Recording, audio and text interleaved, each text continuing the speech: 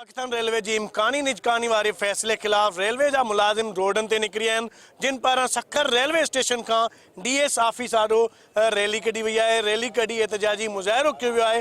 इन मौक़े ते अॻवान सां ॻाल्हि ॿोल कंदासीं त उन्हनि खे कहिड़ा ख़दशात आहिनि, उन्हनि जा छा मुतालबात आहिनि। अॼु जो असांजो हीअ एहतजाज रेल जी निजकारीअ जे ख़िलाफ़ आहे।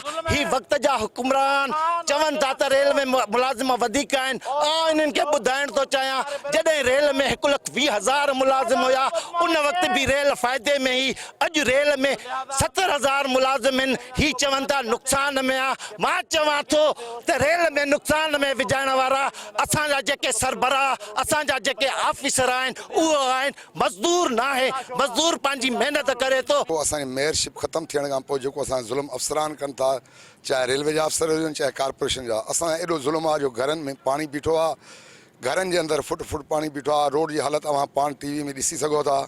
ऐं हीउ ख़ासि करे तक जेको वज़ीर बल्दियात साईं नासिर हुसैन शाह जो आहे। उमेद कयूं था त असांजो MNA साहिबु नौमान इस्लाम शेख साईं नासिर शाह वज़ीर बल्दियात महिरबानी कनि। 2-3 दफ़ा साईं जे बंगले ते काको मिलियो आहे साईं जो, पर एडमिनिस्टर चयो भी अथस, एडमिनिस्टर साईं ॿुधे नथो। मुलाक़ात करण लाइ बि असां राज़ी न आहे। हिन रेलवे जो मिनिस्टर जेको भी वक्तन बवक्तन ईंदो रहियो आहे, ज़ालिम तरीन मिनिस्टर के लगायो वियो आहे।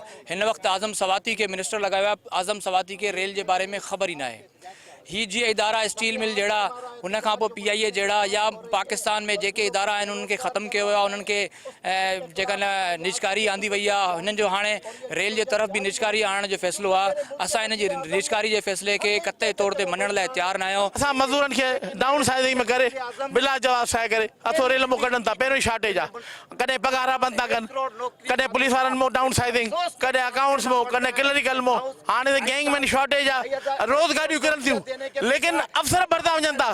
हिकिड़ो DS कमु कंदो, 4 डिप्टी DS भी कमु कनि था।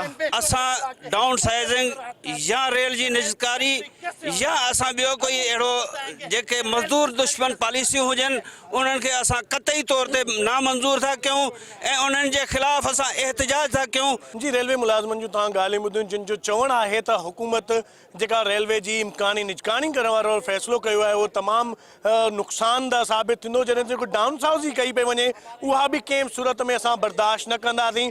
तंहिं करे असां वज़ीर आज़म इमरान ख़ान ऐं वफ़ाक़ी वज़ीर रेलवे खां मुतालबो करियूं था त जेका मुलाज़िमनि जी डाउन साउज़ी वारो अमल शुरू कयो वियो आहे उनखे फ़ौरी तौर ख़त्म कयो वञे ऐं जेका रेलवे जी निजकारी जो फ़ैसिलो कयो वियो आहे उनखे बि ख़त्म कयो वञे। ॿी सूरत में जेके पोरियत आहिनि उहे रोडनि ते निकिरी ईंदा ऐं मरण घड़ीअ ताईं एहतजाज वारो सिलसिलो जारी रहंदो ऐं इस्लामाबाद ॾाढो बि दहाणो हुयो वेंदो।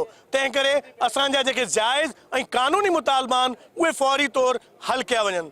कैमरामैन सज्जाद संजय नगद, फारूक सुमरो, टाइम न्यूज़, सखर।